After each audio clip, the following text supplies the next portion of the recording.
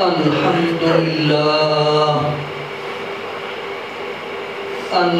لله والصلاة والسلام على سيد الرسل وخاتم الأنبياء وعلى آله وأصحابه الأتقياء.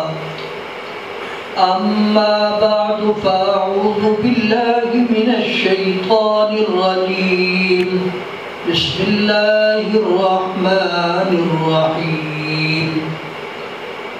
قل هو الله أحد الله الصمد لم يلد ولم يولد ولم يكن له كفوا أحد.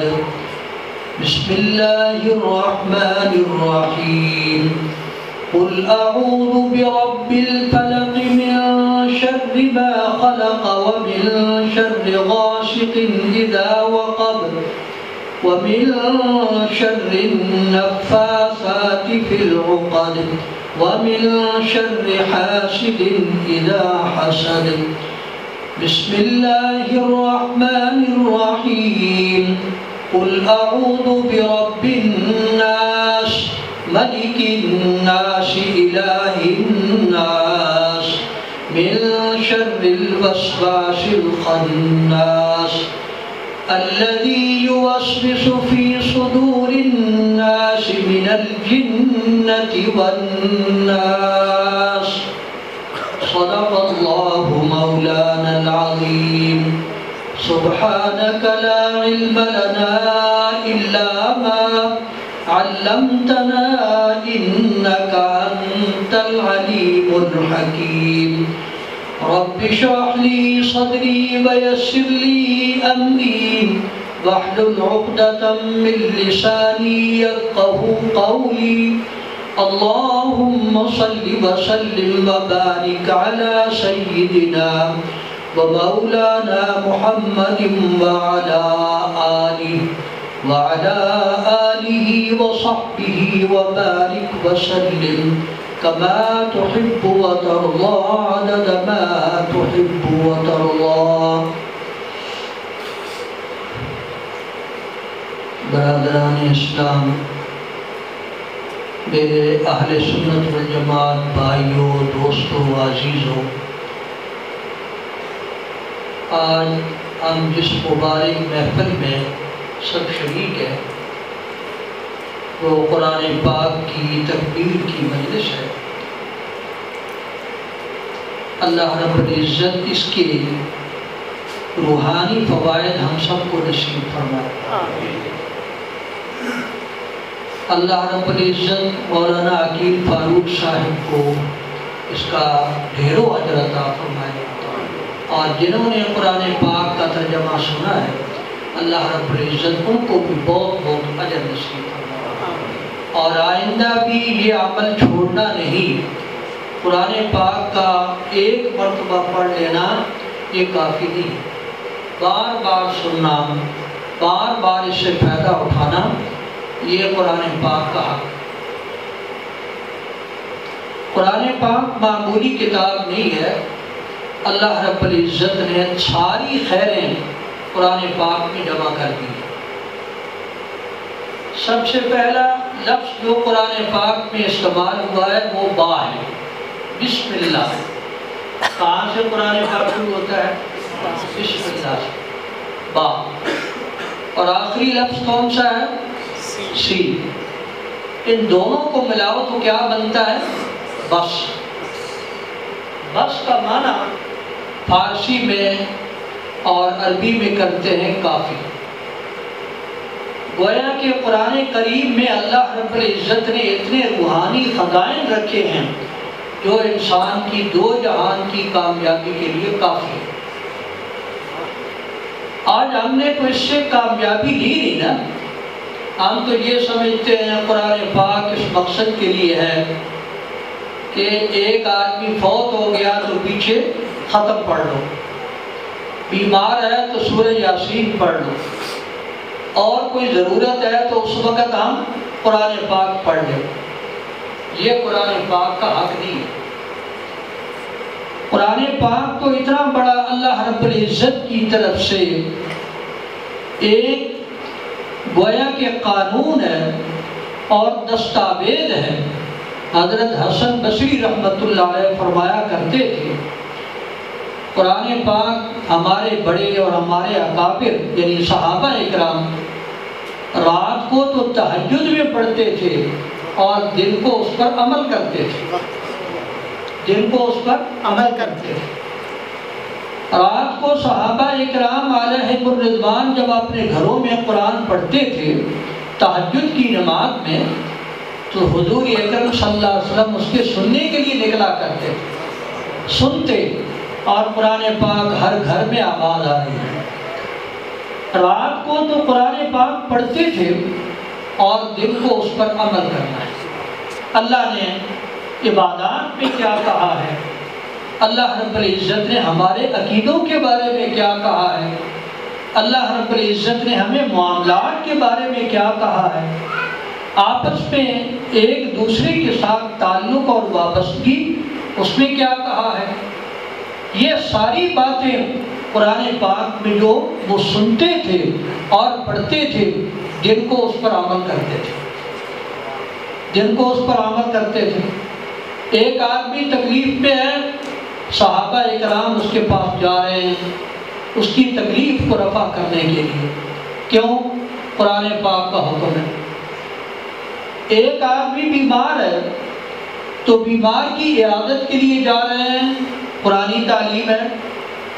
اسی طرح کوئی ضرورت مند ہے اس کی ضرورت کو پورا کرنے کے لیے قرآن پاک کی تعلیم پر دل میں عمل ہو رہا ہے۔ حضرت فاروق اعظم رضی اللہ تعالیٰ عنہ اور تمام حضرات خلفائے راشدین نے حضرت صدیق اکبر سے لے کر حضرت علی رضی اللہ تعالیٰ عنہ تک یہ وہ خلفائے راشدین ہیں جو قرآن پاک کے وعدے کے مطابق خلیفہ ہیں۔ خلیفہ تو اور بھی بہت ہیں، آپ صلی اللہ علیہ وسلم نے فرمایا میری امت میں 12 خلیفے ہوں گے، اس وقت تک دین غالب رہے گا، لیکن 4 خلفاء وہ ہیں کہ جو قرآنی وعدے کے مطابق انہوں نے قرآن پاک پر عمل کیا اور اس کو اپنا اوڑھنا بچھونا بنایا۔ اللہ نے کیا کیا؟ دنیا کی حکومتیں سمیٹ کر ان کی گود میں ڈال دی، دنیا کی حکومتیں ان کو مل گئی۔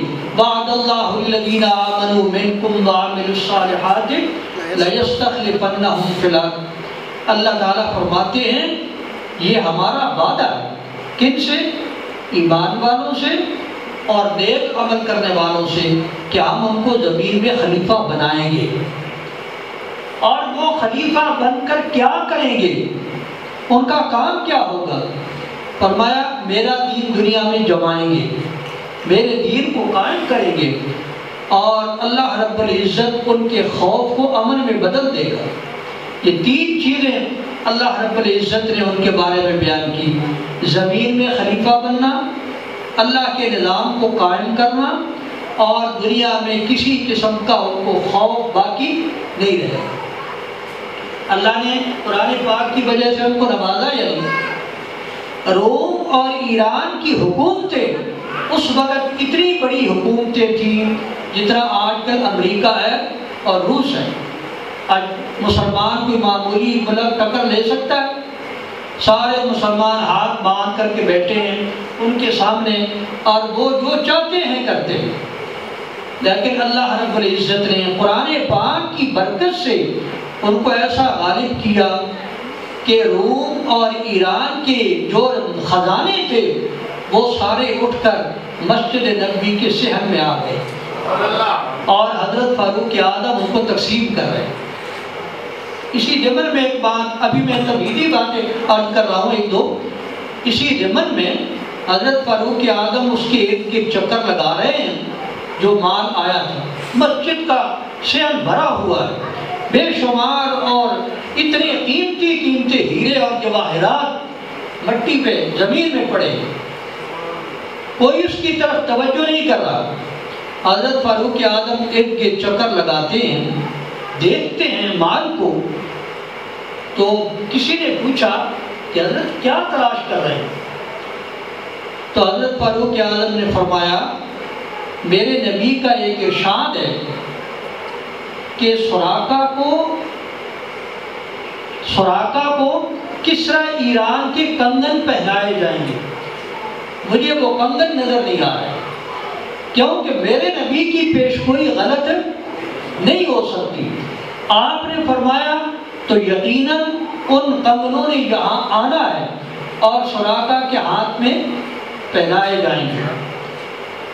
حضرت فاروق اعظم کا یہ کہنا تھا، ایک صحابی علیہ رضی اللہ تعالیٰ عنہ نے اپنے جیب سے نکال کر کے وہ دیے، کہا میں نے بھی یہ پیشگوئی سنی تھی اور میں یہ چاہتا تھا کہ یہ پیشگوئی میرے ہاتھوں پوری ہو۔ اللہ رب العزت نے اس کے کنگن بھی اتروا کر صحابہ اکرام کے حوالے کر دیے۔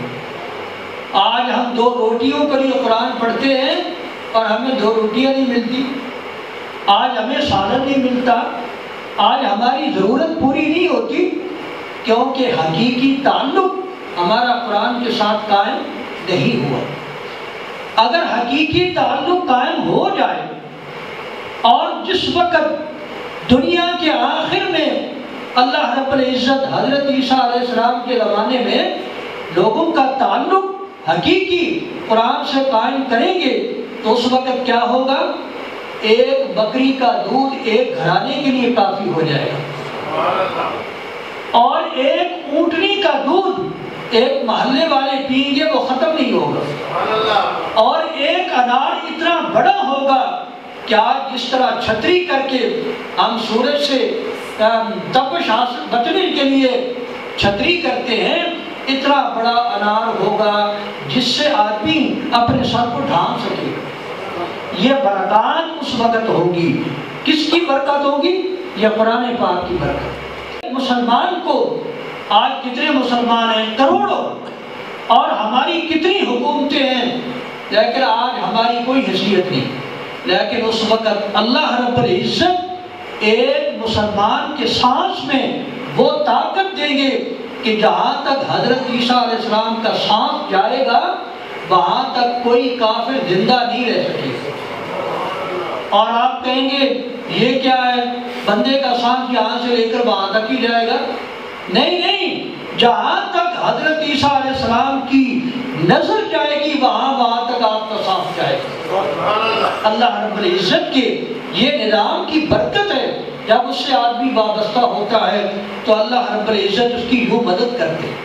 آج تو ہم نے قرآن کو کھو کر سب کچھ ضائع کر دیا ہے، اور قرآن پاک کو ہم نے پیچھے چھوڑ کر وراء ظہورے پیٹھوں کے پیچھے چھوڑ دیا۔ آج سب خیریں ہم سے ضائع ہو گئی، آج سب خیریں ہم سے ختم ہو گئی۔ جن لوگوں نے، آپ حضرات زمیندار ہیں، آج بھی جو لوگ ایسے ہمارے سامنے موجود ہیں الحمدللہ جو اپنے غلے کا عشر نکالتے ہیں، ان کا غلہ کبھی ختم نہیں ہوتا۔ یہ کس چیز کی برکت ہے؟ یہ قرآن پاک کے حکم کی برکت ہے۔ میں یہ ایسے نہیں کہہ رہا خدا نہ خواستہ کسی ریاکاری کے لیے۔ مفتی صاحب میرے والد صاحب خود انہوں نے ایک مرتبہ فرمایا میں ہمیشہ عشر نکالتا ہوں، کبھی ہمارے دانے ختم نہیں۔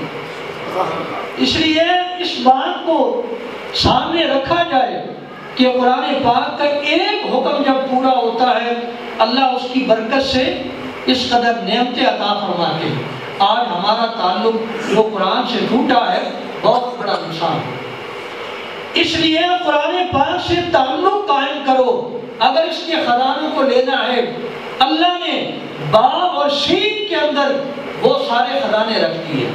بسم اللہ سے شروع کرو اور والناس کی سین تک سارے خزانے تمہاری جھولی میں اور تمہاری گود میں۔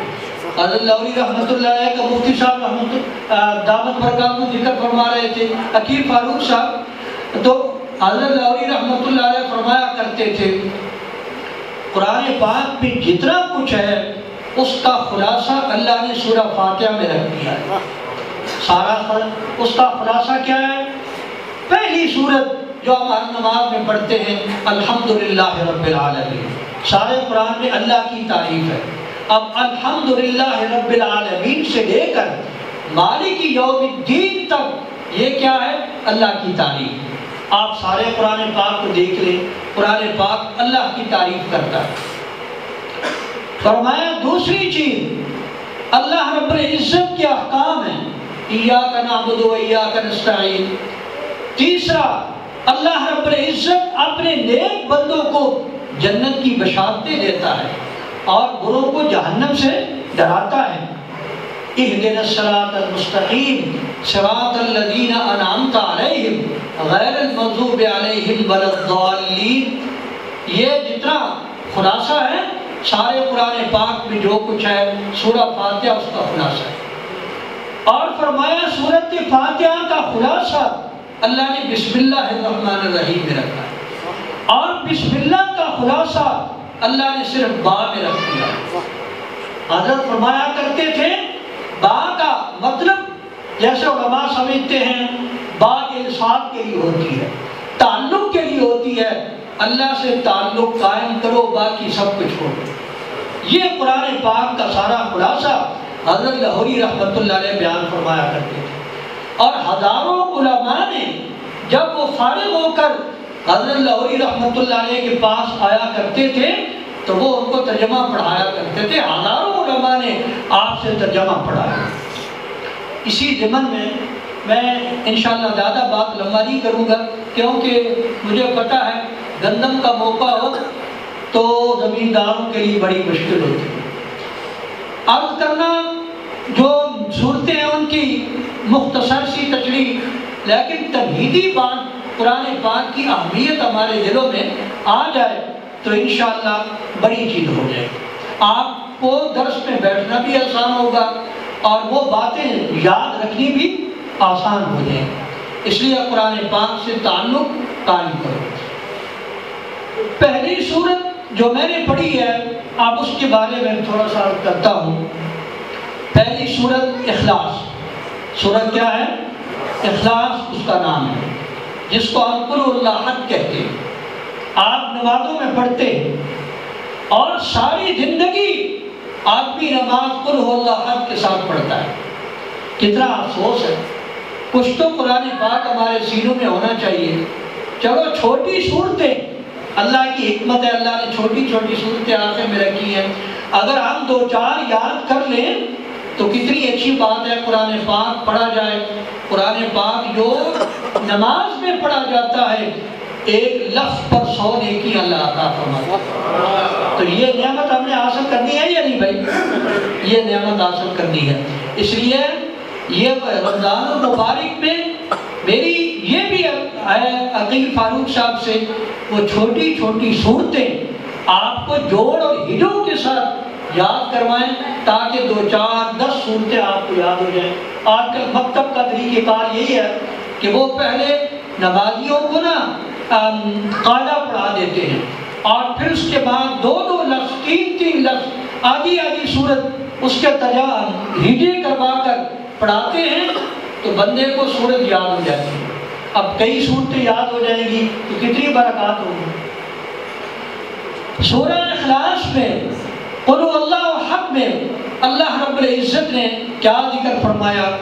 اس کا شان نزول یہ ذکر ہے، حضور اکرم صلی اللہ علیہ وسلم کے پاس ایک مرتبہ قریش آئے، انہوں نے آ کر یہ کہا اے محمد صلی اللہ علیہ وسلم، آپ ایک ایسی بات کر رہے ہیں جس سے گھر گھر میں اختلاف اور انتشار شروع ہو گیا ہے، آپ ایسا کیوں کرتے ہیں؟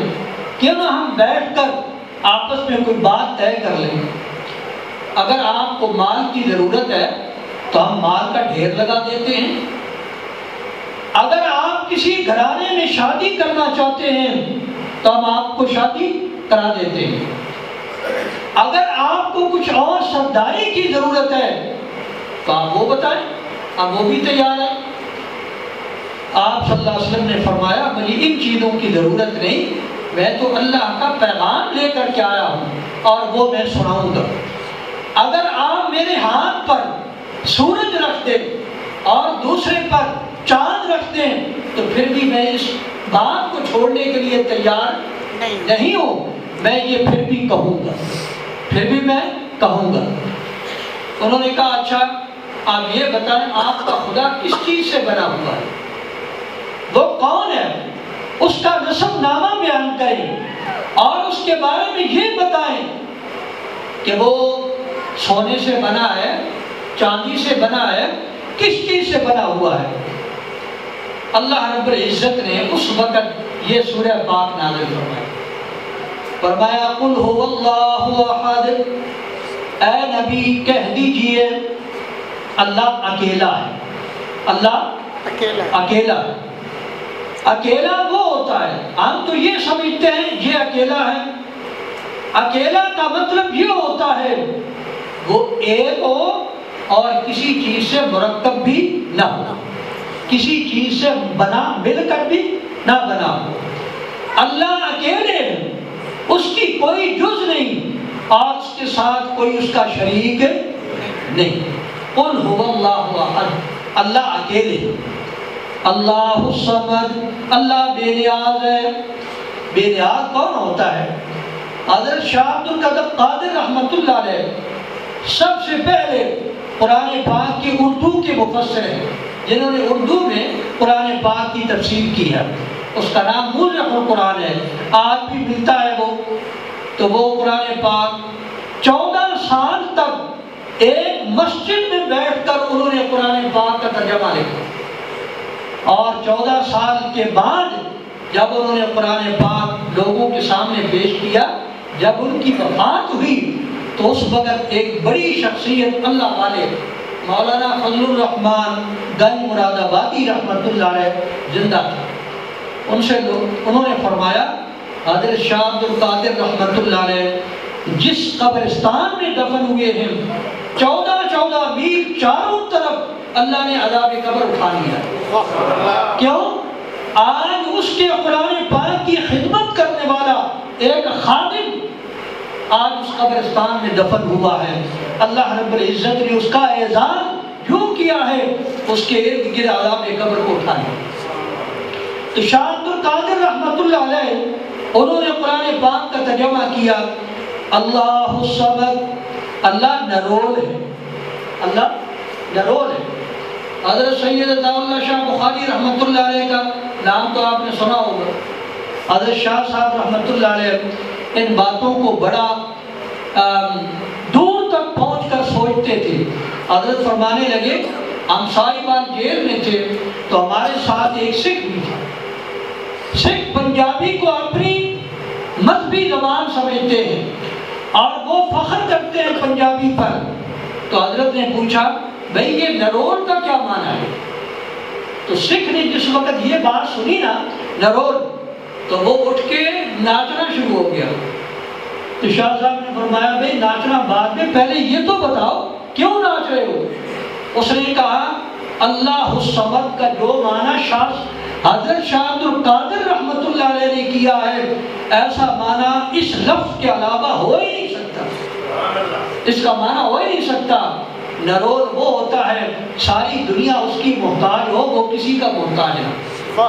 لیکن پنجابی کا یہ لفظ جو بولا ہے انہوں نے بڑا عجیب بولا ہے، اللہ الصمد، اللہ بے نیاز ہے۔ بے نیاز وہ ہوتا ہے جس کا کام کسی کے بغیر رکے نہیں اور باقی سب کا کام اس کے بغیر چلے نہیں، وہ اللہ الصمد ہے۔ اللہ رب العزت نے احتیاجی اس وہاں نہیں رکھی، وہ کسی چیز کا محتاج نہیں۔ ہمیں بیٹے کی ضرورت ہے کیونکہ ہم بیٹے کے محتاج ہوتے ہیں، بیوی کی ضرورت ہے اس لیے کہ ہم اس کی خدمت کے محتاج ہوتے ہیں، ہمیں کھانے کی ضرورت، پینے کی ضرورت، اللہ کی طرف احتیاجی کا کوئی کام نہیں۔ اللہ الصمد، اللہ بے نیاز ہے۔ لم یلد ولم یولد، نہ اس نے کوئی جنا ہے نہ وہ جنا گیا ہے، نہ اس کی اولاد ہے اور نہ وہ کسی کا بیٹا ہے، نہ وہ کسی کی اولاد نہ اس کی کوئی اولاد۔ کیوں؟ جس کی اولاد ہوتی ہے ماں باپ اس کے محتاج ہوتے ہیں، بیٹا ان کی خدمت کرتا ہے، ان کی ضروریات پوری کرتا ہے، اگر اللہ رب العزت کا بیٹا ہو تو اس کا مطلب تو یہ ہے کہ اللہ اس کے محتاج ہو گئے، اور اللہ کے ہاں احتیاجی نہیں، اللہ محتاج ہے نہیں۔ اور اگر آپ غور کریں، بیٹا وہ ہوتا ہے جو پہلے نہیں ہوتا، بعد میں پیدا ہوتا ہے، اور اللہ وہ ہے جو ہمیشہ سے ہے اور ہمیشہ رہے گا۔ تو اللہ کی ذات اور ہوئی اور بیٹے کی ذات اور ہوئی۔ اور اگر آدمی کے گھر میں، انسان کے گھر میں بکری کا بچہ پیدا ہو جائے تو یہ عیب شمار کیا جاتا ہے یا نہیں؟ اس لیے اللہ کا اگر بیٹا ہو تو وہ تو مخلوق ہوگا، اللہ کے گھر میں مخلوق پیدا ہو رہی ہے تو یہ تو اللہ کے لیے عیب ہے۔ اللہ رب العزت نے فرمایا، حدیث قدسی ہے، فرمایا میں نے انسان کو پیدا کیا اور یہ مجھے گالیاں دیتا ہے، یہ مجھے گالیاں دیتا ہے۔ کہا یہ گالیاں کیسے؟ کہا یہ کہنا کہ اللہ نے بیٹا بنا لیا ہے یہ تو اللہ کے لیے گالی ہے۔ اللہ کی کوئی اولاد نہیں، نہ وہ کسی کی اولاد ہے، اس لیے اللہ ان چیزوں سے پاک۔ وَلَمْ يَكُنْ لَهُ كُفُوًا أَحَدٌ، اور اس کا کوئی ہمسر اور شریک نہیں، اس کی بیوی نہیں، اس کا کوئی شریک نہیں۔ مَا أَشْهَدْتُهُمْ خَلْقَ السَّمَاوَاتِ وَالْأَرْضِ وَلَا خَلْقَ أَنفُسِهِمْ، جن کو لوگ میرا شریک بناتے ہیں، میں نے ان کو زمین و آسمان کی پیدائش کے وقت اپنے پاس حاضر نہیں کیا تھا، میں نے سارے کام اکیلے کیے، اور نہ ان کی پیدائش کے وقت ان سے پوچھا اور وہ موجود تھے کوئی۔ اللہ رب العزت کا کوئی شریک نہیں۔ اللہ رب العزت کے ہاں جتنی بھی توحید کے اقسام تھے اللہ رب العزت نے سارے کے سارے اس صورت میں جمع کر دیے، اس لیے صورت کا نام توحید بھی ہے اور اخلاص بھی ہے۔ ایک صحابی رسول حضرت کلثوم بن حدب رضی اللہ تعالیٰ عنہ مسجد قباء کے امام، وہ مسجد قباء جس کو اللہ کے نبی علیہ السلام نے اپنے ہاتھ سے بنایا تھا، 24 دن حضرت شیخ الحدیث مولانا زکریا صاحب رحمۃ اللہ علیہ فرماتے ہیں حضور قباء کے اندر 24 دن رہے اور وہاں کیا کام کیا؟ مسجد قباء کی بنیاد رکھی۔ آج مسجد قباء میں جو شخص 2 رکعت جا کر کے پڑھتا ہے اس کو 1 عمرے کا ثواب ملتا ہے۔ اللہ نے اس مسجد کو بڑا مقام دیا، وہ حضور اکرم صلی اللہ علیہ وسلم کے دست مبارک کی بنی ہوئی مسجد ہے۔ لَمَسْجِدٌ أُسِّسَ عَلَى التَّقْوَىٰ مِنْ أَوَّلِ يَوْمٍ أَحَقُّ أَن تَقُومَ فِيهِ، فرمایا یہ مسجد ہے جو پہلے دن سے جس کی بنیاد تقوی پہ رکھی گئی۔ تو یہ مسجد کلثوم بن حدب وہ اس مسجد کے امام تھے۔ اللہ نے ایک سعادت نصیب فرمائی، ہم حج کے لیے گئے تو ایک ساتھی نے ہمیں بتایا مسجد قباء کی جو مغربی جانب سڑک ہے اس کے ساتھ ایک باغ تھا، وہ ہمیں وہاں لے گیا اور اس نے بتایا کہ یہ باغ حضرت کلثوم بن حدب کا تھا، اور یہاں 1-2 کمرے بھی بنے ہوئے تھے پرانے طرز کے، کہا یہ بھی کمرے اسی باغ کے اندر بنے ہوئے ہیں۔ لگتا یوں تھا کہ بنے بعد میں ہیں لیکن وضع قطع پرانی تھی۔ تو وہ کلثوم بن حدب مسجد قباء کے امام، ان کا طریقہ یہ تھا جب وہ نماز پڑھاتے تھے، نماز کی پہلی رکعت میں اگر انہوں نے کوئی سورت پڑھنی، دوسری رکعت میں کوئی سورت پڑھنی، اس کے بعد قل هو اللہ احد بھی پڑھا کرتے تھے۔ صحابہ اکرام نے عرض کیا حضرت جی کیا کرتے ہیں؟ ایک سورت بھی کافی ہے، آپ ایک سورت اور پڑھتے ہیں پھر سورہ اخلاص پڑھتے ہیں۔ وہ باز نہ آئے، انہوں نے اپنا کام شروع رکھا۔ حضور اکرم صلی اللہ علیہ وسلم سے شکایت کی، آپ صلی اللہ علیہ وسلم نے پوچھا کلثوم تم ایسا کیوں کرتے ہو؟ آپ نے فرمایا یا رسول اللہ صلی اللہ علیہ وسلم مجھے اس سورت سے محبت ہے، مجھے اس سورت سے محبت ہے۔ آپ نے فرمایا حبک ایہا ادخلت الجنہ، اس کی محبت تجھے جنت میں داخل کرا دے گی۔ کیسی صورت ہے؟ آپ صلی اللہ علیہ وسلم نے فرمایا ایعجز احدکم ان یقرأ ثلث القرآن فی لیلۃ، کیا تم میں سے کوئی آدمی عاجز ہے کہ وہ قرآن کا تیسرا حصہ رات کو پڑھ کر کے سوئے؟ صحابہ کرام نے عرض کیا یا رسول اللہ تیسرا حصہ کون پڑھ سکتا ہے، 10 پارے بنتے ہیں۔ آپ نے فرمایا جو ایک مرتبہ رات کو سوتے ہوئے قل هو اللہ احد پڑھ لے اس کو تیسرے حصے قرآن کا ثواب مل جاتا ہے۔ اس لیے اس سورت کو رات کو پڑھتے ہوئے سویا کریں۔ اور اگر آپ بھی قبرستان میں جائے 3 مرتبہ یہ سورت پڑھے گا، قبر والوں کو بخشے گا، اللہ ان کو پورے قرآن کا ثواب نصیب فرماتا ہے۔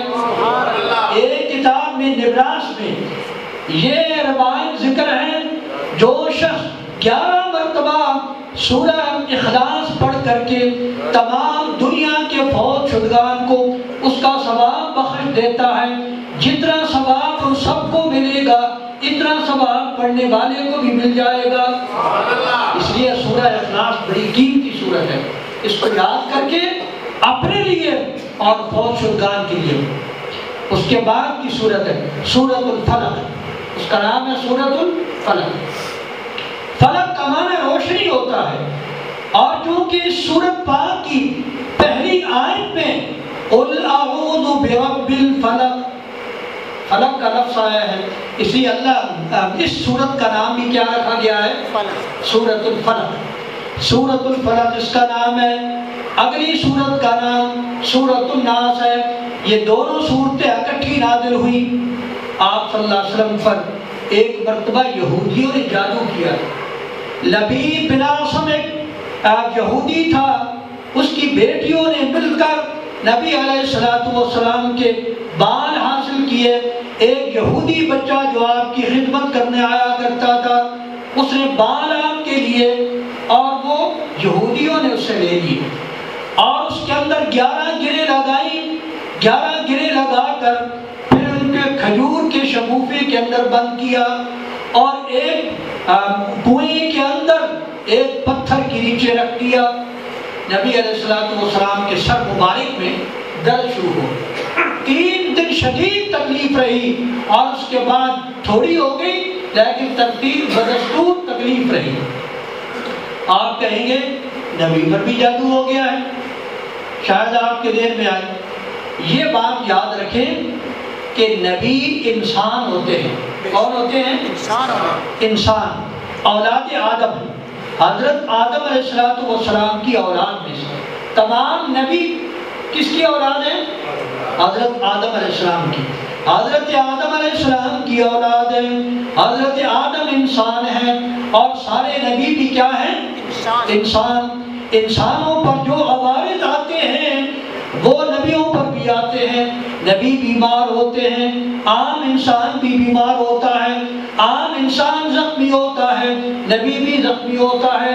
عام انسان کو بچھو کاٹتا ہے، نبی علیہ السلام بھی نماز پڑھ رہے تھے، نیچے ہاتھ رکھا، حدیث پاک میں ذکر ہے بچھو نے آپ کو کاٹا۔ آپ نے فرمایا اللہ اس پر لعنت کرے، یہ نہ نبی کو چھوڑتا ہے نہ غیر نبی کو چھوڑتا ہے۔ تو یہ سارے عوارض نبی کے ساتھ بھی آتے ہیں اور باقی انسانوں کے ساتھ بھی آتے ہیں۔ جادوگر کے علاوہ باقی سب بھی چلتا ہے، اور اللہ رب العزت کی حکمت ہے جادوگر کے اوپر جادو نہیں چلتا۔ اللہ رب العزت نے یہ جادو چلوا کر بتا دیا کہ میرا نبی جادوگر نہیں بلکہ یہ نبی ہے۔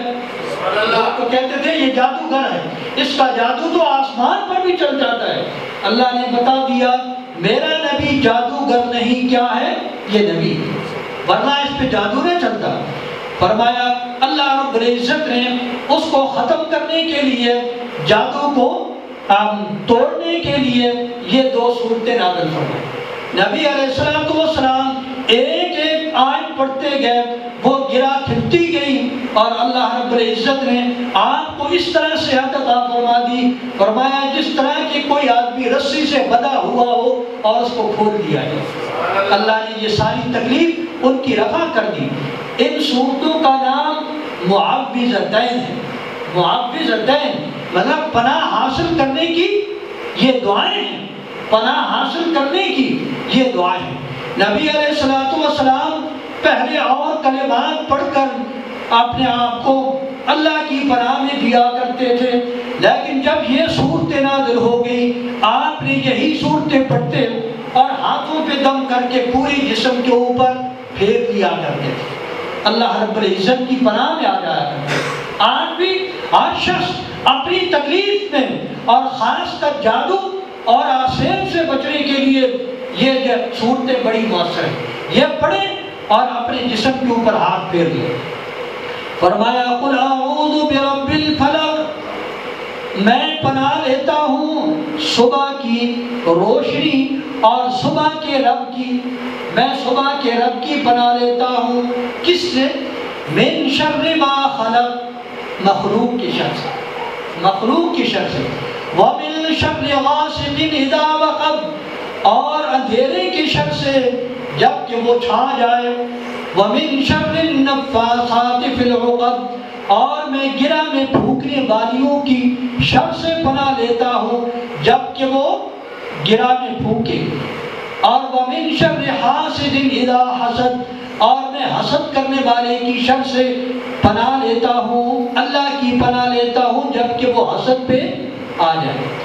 آپ میرے خیال تھک گئے ہیں، اس لیے اب مختصر کر کے نا میں اس بات کو آپ لوگوں کے سامنے، قرآن کا حق تو بڑا ہے کہ اس کو کھولا جائے، لیکن وہ مختصر عرض کرتا ہوں۔ قرآن پاک میں اللہ رب العزت نے اس سورت کے اندر ایک چیز سے پناہ حاصل کرنے کے لیے اپنی تین چیزوں، اپنی ایک صفت کا ذکر کیا۔ قل اعوذ برب الفلق، میں پناہ لیتا ہوں کس کی؟ صبح کی، صبح کے رب کی، صبح کے رب کی۔ کس چیز سے پناہ؟ من شر ما خلق، مخلوق کی شر سے، اندھیرے کی شر سے، شر النفاثات فی العقد، اور گرہ میں پھونکنے والیوں کی شر سے اور حسد سے۔ ان تمام چیزوں سے پناہ میں چاہتا ہوں، لیکن اللہ کی صفت صرف ایک ذکر کی ہے، کیا؟ برب الفلق، رب کی پناہ، اور آگے اتنی چیزوں کا ذکر کیا، مخلوق کی شر سے اور اندھیرے کی شر سے اور گرہ میں پھونکنے والیوں کی شر سے اور حسد سے۔ لیکن دوسری صورت میں اللہ رب العزت نے اپنی تین صفات ذکر کی۔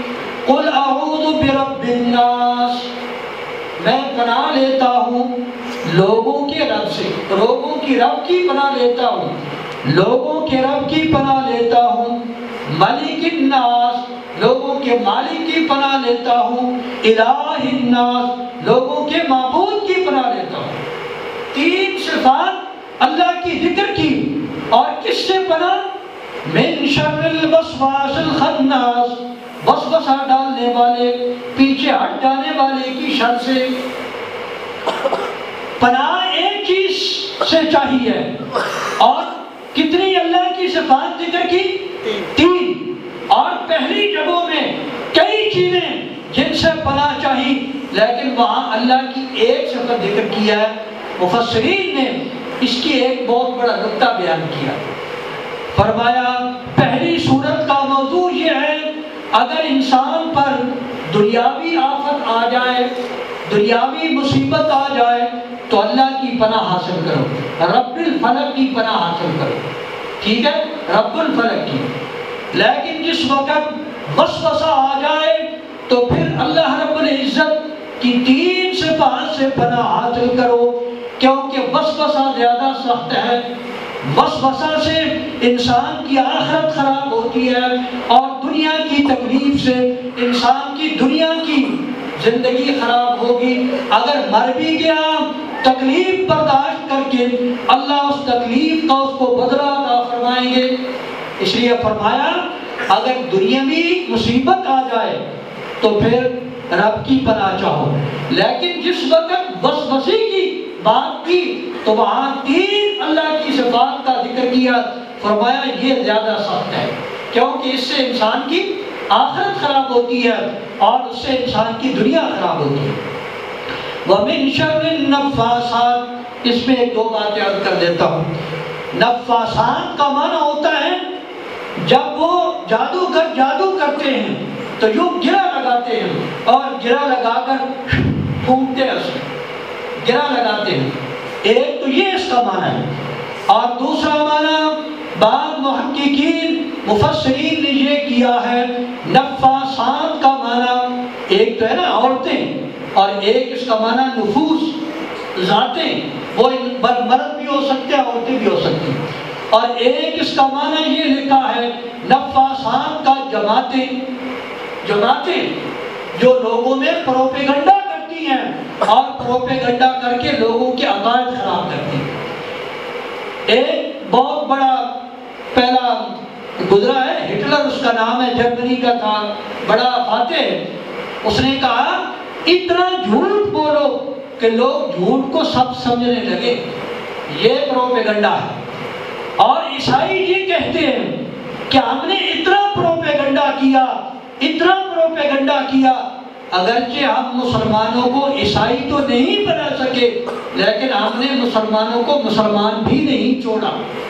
آج دیکھو مسلمان ہے، کلمہ پڑھتا ہے لیکن اس کے بالوں کا سٹائل انگریزوں جیسا.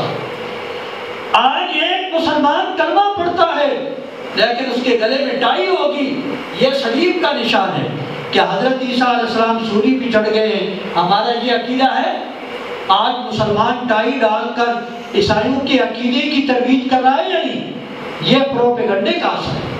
آج ہمارا مسلمان وہ پینٹ اور کوٹ پہن کر جب اس کو ماں دیکھتی ہے تو یوں کہتی ہے میرا انگریز پتر کتنا اچھا لگتا ہے.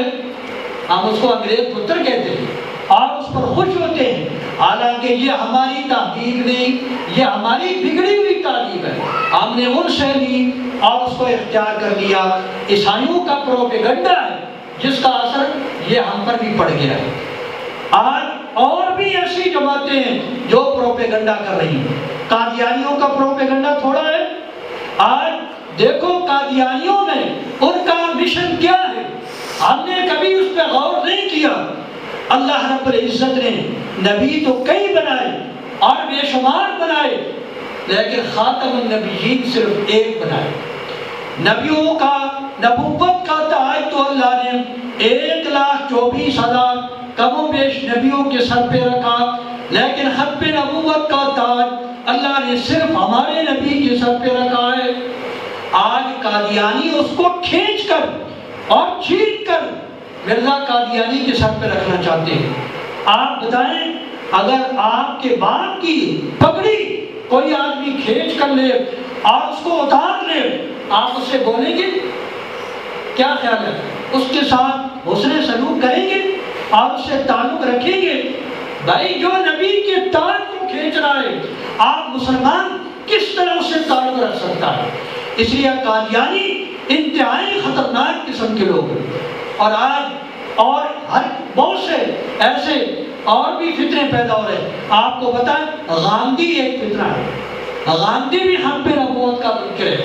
غامدی اکثر آتا ہے اس کے اوپر ٹی وی کے اوپر اور بیان کرتا ہے. وہ یہ عقیدہ رکھتا ہے کہ حضور اکرم صلی اللہ علیہ وسلم صرف عرب کے نبی ہیں، عجم کے وہ نبی نہیں. ہمارے وہ نبی نہیں، وہ صرف عرب کے لیے نبی بن کر کے آئے. تو اس کا مطلب یہ ہے کہ عجم کا نبی اور ہوا تو پھر حضور کی ختم نبوت باقی رہی. اور دوسرا وہ یہ کہتا ہے کہ حضور اکرم صلی اللہ علیہ وسلم کی نبوت صرف عرب کے علاقے کے لیے ہے اور کسی علاقے کے لیے نہیں. ہم یہ کہتے ہیں حضور اکرم صلی اللہ علیہ وسلم کی نبوت سارے زمانوں کے لیے ہے، سارے مکان پوری دنیا کے لیے ہے. تو غامدی حضور کی ختم نبوت کا منکر ہے.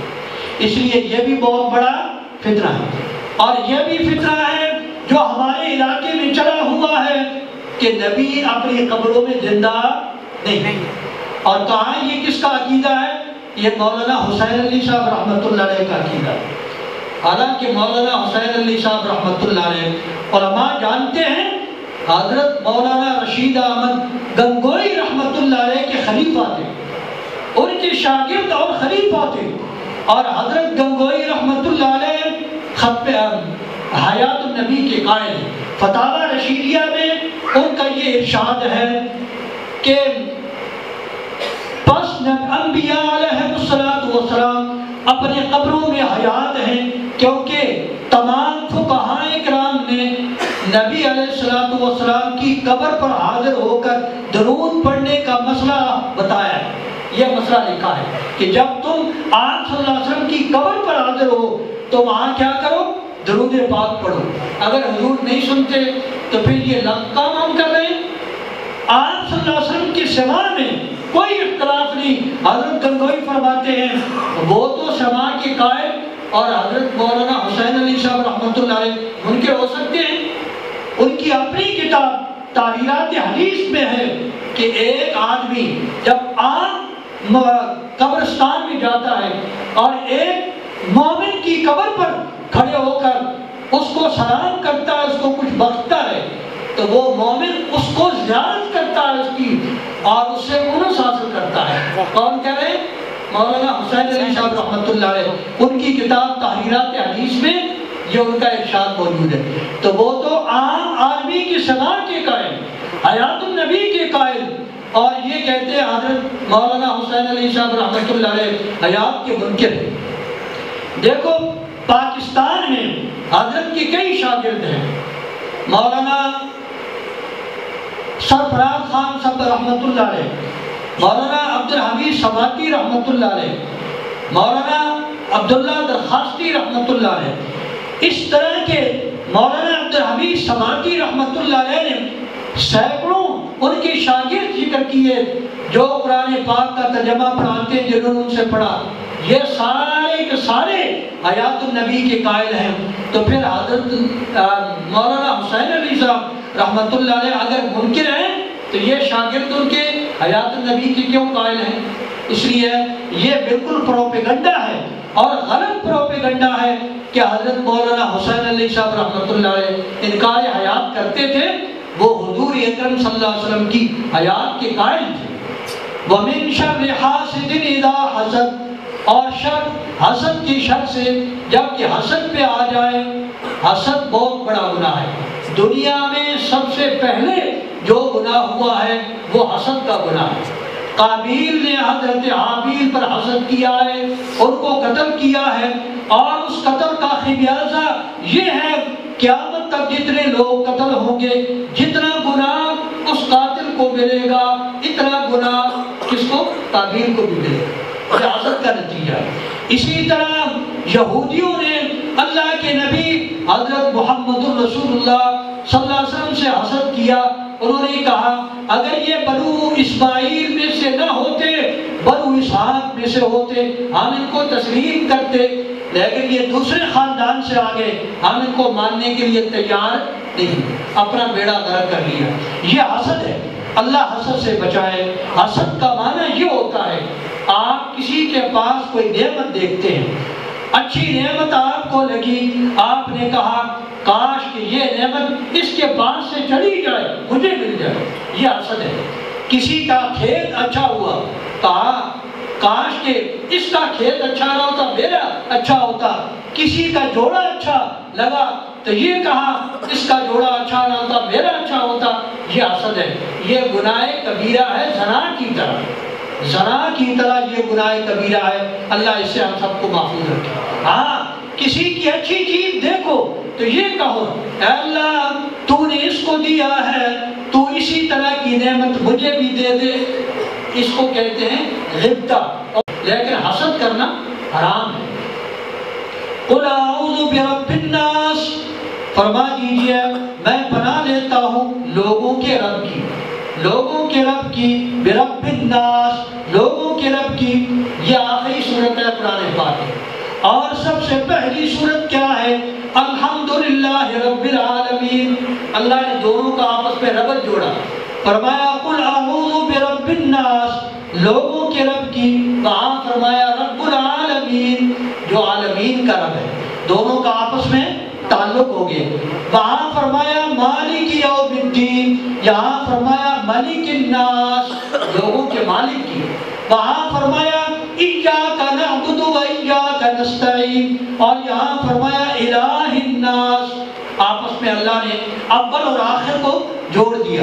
من شر وسواس الخناس، وسوسہ ڈالنے والے کی شر سے، جبکہ وہ وسوسہ ڈال کر پیچھے ہٹ جائے۔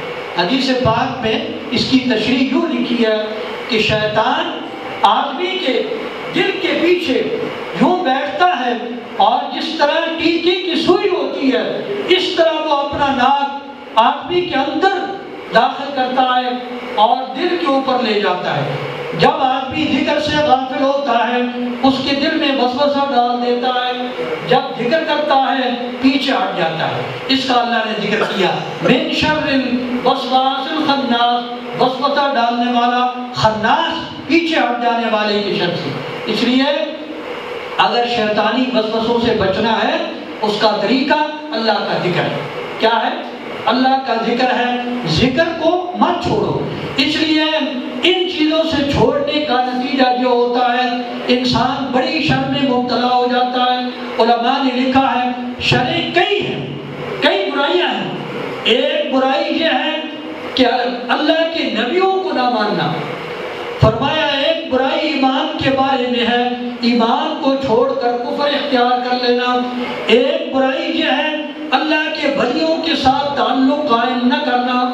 جو آدمی ولیوں کے ساتھ تعلق قائم نہیں کرتا تو وہ انسان شر میں پڑ جاتا ہے۔ من شر الوسواس الخناس الذی یوسوس فی صدور الناس من الجنۃ والناس۔ فرمایا وہ جو وسوسے ڈالتے ہیں انسانوں میں سے ہو یا جنوں میں سے، یہ دونوں وسوسے ڈالتے ہیں۔ جو گمراہ لوگ ہیں